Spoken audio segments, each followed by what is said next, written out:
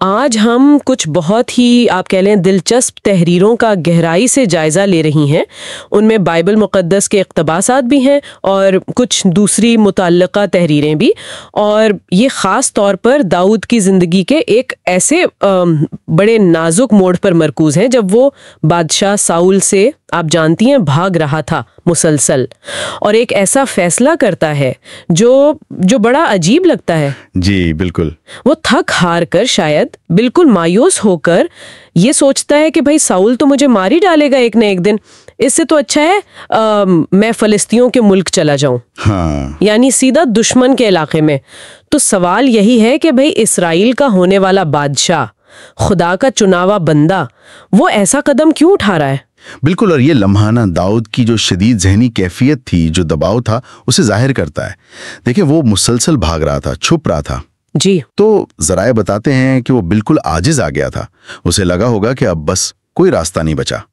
تو فلسطینیوں کے بادشاہ اکیس کے پاس جانا یہ یقیناً بہت بڑا رسک تھا، بہت بڑا خطرہ۔ لیکن شاید اس وقت داؤد کو لگا کہ یہ ساؤل کے ہاتھوں مرنے سے بہتر ہے۔ یہ ایک طرح سے آپ کہیں سروائیول کا معاملہ تھا۔ اور حیرانی کی بات یہ ہے، جیسا کہ ان تحریروں میں ہے، کہ اکیس اس پر بھروسہ کر لیتا ہے۔ جی ہاں، نہ صرف بھروسہ کرتا ہے بلکہ اسے اور اس کے آدمیوں کو رہنے کے لیے سکلاج کا شہر بھی دے دیتا ہے۔ یہ تو کافی غیر معمولی بات ہے۔ اکیس ایسا کیوں کرے گا؟ یہ بڑا دلچسپ نقطہ ہے۔ کچھ تحریریں اشارہ کرتی ہیں کہ اکیس شاید داؤد کو جو ایک بڑا مشہور جنگجو تھا، اپنی طاقت بڑھانے کے لیے استعمال کرنا چاہتا تھا۔ اچھا، اسے لگا ہوگا کہ بھئی ساؤل کا ایک طاقتور دشمن وہ اب میرے ساتھ ہے، تو یہ اسرائیل کے خلاف کام آ سکتا ہے۔ یعنی وہ داؤد کی مجبوری سے فائدہ اٹھانا چاہ رہا تھا۔ بالکل بالکل، شاید اس نے داؤد کی مایوسی کو اپنے فائدے میں دیکھا، اور داؤد وہاں رہا بھی کافی عرصہ، تقریباً 1 سال اور 4 مہینے ان ذرائع کے مطابق۔ تو یہاں سے کہانی اور بھی پیچیدہ ہو جاتی ہے۔ یہ تحریریں بتاتی ہیں کہ داؤد اس پورے عرصے میں ایکس کے لیے فوجی مہمات پر جاتا تھا۔ جی، لیکن اصل کھیل کچھ اور ہی تھا۔ وہ ایکس کو تو یہ بتاتا کہ میں یہودا یا اسرائیل کے جنوبی علاقوں پر حملے کر رہا ہوں، ہاں، دھوکہ دے رہا تھا، جبکہ حقیقت میں وہ جزور، جرز، امالک جیسی قوموں کو نشانہ بنا رہا تھا، یعنی وہ لوگ جو خود اسرائیل کے دشمن تھے۔ جی ہاں، یہ ایک بہت ہی آپ کہیں شاطرانہ چال تھی، بڑے خطرناک بھی، 2 دھاری تلوار تھی یہ۔ صحیح۔ اسے ایک اس کا اعتماد بھی رکھنا تھا تاکہ پناہ ملتی رہے، اور دوسری طرف وہ آپ دیکھیں چھپ کر اسرائیل کے دشمنوں کو ہی کمزور کر رہا تھا۔ شاید اپنے مستقبل کے لیے راہ ہموار کر رہا تھا۔ بالکل، شاید اپنے بادشاہی کے کردار کے لیے۔ تو وہ ایک ہی وقت میں وفاداری کا ڈرامہ بھی کر رہا تھا اور اپنا اصل مقصد بھی پورا کر رہا تھا۔ ان تحریروں میں اس بیلنس کو یا شاید تضاد کو بقا اور اخلاقیات کے حوالے سے دیکھا جاتا ہے، مگر یہ چالاکی، یہ حکمت عملی اسے ایک بہت بڑی آزمائش کے قریب لے آئی۔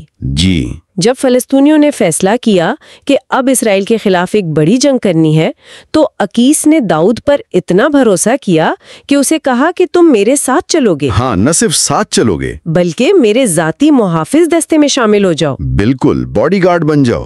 اور داؤد نے بظاہر ہاں کر دی۔ یہ تو بہت ہی بری صورتحال بن گئی۔ بدترین۔ آپ سوچیں ذرا، ذرائع اس محمسے کو واضح کرتے ہیں۔ اب اسے ممکنہ طور پر اپنے ہی لوگوں کے خلاف، اپنی ہی قوم کے خلاف تلوار اٹھانی پڑ سکتی تھی۔ اوہ خدایا! یہ تو اس کی ساری پچھلی چالاکیوں پر پانی پھیر دیتا، اس کا مستقبل تباہ ہو سکتا تھا۔ لیکن پھر، جیسا کہ اکثر ہوتا ہے، ایک نیا موڑ آیا۔ یعنی فلسطینیوں کے جو دوسرے سردار تھے، انہیں داؤد پر بالکل بھروسہ نہیں تھا، زیرو۔ انہیں شک تھا، شدید شک تھا۔ انہیں ڈر تھا کہ بھائی عین جنگ کے بیچ میں یہ عبرانی کہیں پلٹا نہ کھا جائے، اپنے لوگوں سے نہ جا ملے۔ ان کا پچھلا تجربہ شاید اچھا نہیں تھا داؤد کے ساتھ۔ بالکل۔ ان تحریروں میں ذکر ہے کہ ان سرداروں نے اکیس پر دباؤ ڈالا کہ اسے ساتھ نہ لے جاؤ۔ جی، کہ اس کو جنگ میں ساتھ نہیں لے جانا۔ انہیں لگا کہ یہ فائدے کے بجائے نقصان پہنچائے گا۔ وہ کہہ رہے تھے کہ بھائی یہ وہی داؤد نہیں جس کے گیت گاتے تھے کہ ساؤل نے 1000 مارے اور داؤد نے 1,00,000۔ اچھا، تو اکیس अकीज अगरचे वो दाऊद का हामी लगता था, लेकिन वो अपने सारे सरदारों के मुत्तफ़िका मुतालबे को कैसे रद्द करता। सही। उसे मजबूरन मानना पड़ा, दाऊद को वापस सिकलाज भेजना पड़ा। और दाऊद का क्या रद्द अमल था इस पर? यहाँ हमें बड़ा दिलचस्प पहलू मिलता है। ज़राए बताते हैं कि उसने अकीस के सामने तो बड़ा अफसोस जाहिर किया, मायूसी दिखाई कि देखे मुझे अपनी वफादारी साबित करने का मौका ही नहीं मिल रहा। अच्छा। लेकिन अंदर से वो यकीनन बहुत खुश था, मुतमईन था कि वो इस खौफनाक आजमाइश से बच गया। यानी एक तरह से उसकी मुश्किल आसान हो गई। बिल्कुल। और कई लोग इसे सिर्फ दाऊद की जहानत नहीं कहते, वो इसे खुदा की तरफ से एक खास हिफाजत, एक बचाव का जरिया समझते हैं कि हालात ही ऐसे बन गए कि वो गुनाह करने से या अपनी कौम से गद्दारी करने से बच गया। तो ये जो सारा वाकया है जो इन ज़राए में इतनी तफसील से आया है, इससे हम क्या समझ सकते हैं?